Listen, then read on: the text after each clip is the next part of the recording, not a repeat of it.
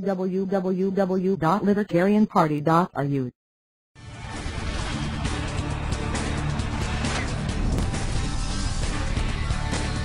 And now, John Stossel. There are certain things that I was taught and I just assumed were evil. Ticket scalping, price gouging, child labor, insider trading. They're bad. They hurt people, drag the economy down. But then I stumbled across this book. It was like a jungle gym for my brain. Suddenly I learned that ticket scalpers don't necessarily cheat people. They provide a valuable service. I learned that some businesses that use what we call child labor actually help children. I learned that so-called price gouging saves lives. So I'm thankful to the author of that book, economist Walter Block, for turning my brain around. I'd have him here to defend some of these ideas, except he's in Argentina and couldn't be here tonight. So here to explain these counterintuitive but generally really smart libertarian ideas are Nick Gillespie from Reason Magazine and David Bose of the Cato Institute. So one at a time. All right, insider trading. A lot of people get that information first, and the argument is that makes stock trading more fair. Well, what really makes stock trading more fair is having all the information that is known about the value of the company and the value of the stock reflected in the price of the stock. Because we all want to buy stocks at a fair value.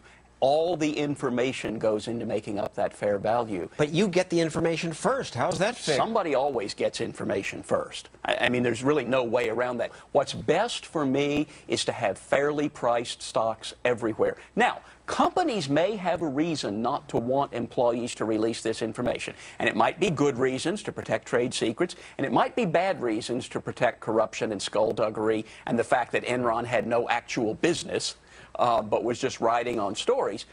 Companies can create contractual relations with their employees that prohibit them from trading on certain kinds of information, and then investors can decide whether companies are more valuable when they have these kinds of restrictions on trading.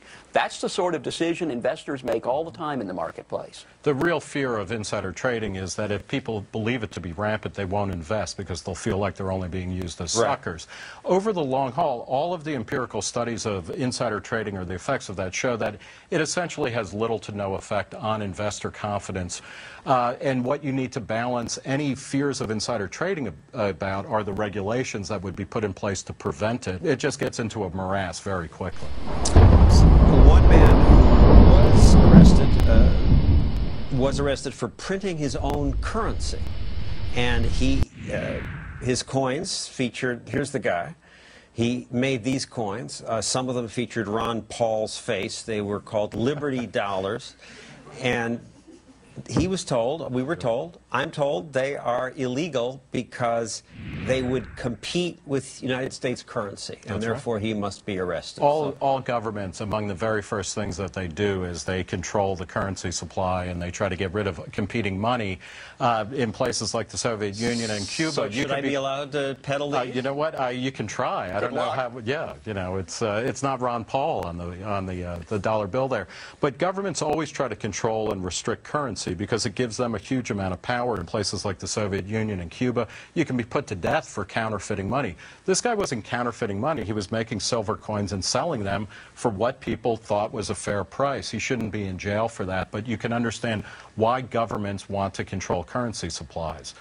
If I make a bracelet out of silver, that's perfectly legal. And if I trade you the bracelet for you giving a speech, that's perfectly legal. It's only if I turn the silver into something that looks like a coin and I give you that, then they say I'm competing with the government's currency. Well, that's true. The government has produced a currency that has lost 95% of its value since the Federal Reserve took it over. I would think maybe a 1-ounce silver coin from a reliable businessman would be worth more.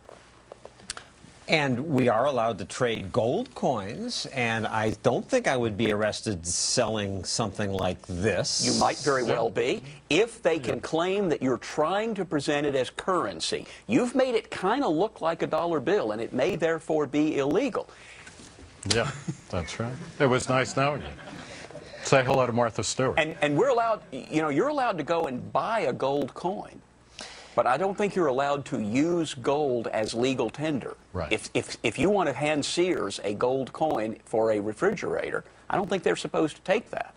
And the government, as Nick says, doesn't want competition. They want to monopolize this incredibly essential service. And finally, you both say we should legalize. This and other interesting books can be easily found at our website www.libertarianparty.ru. That materials use no links.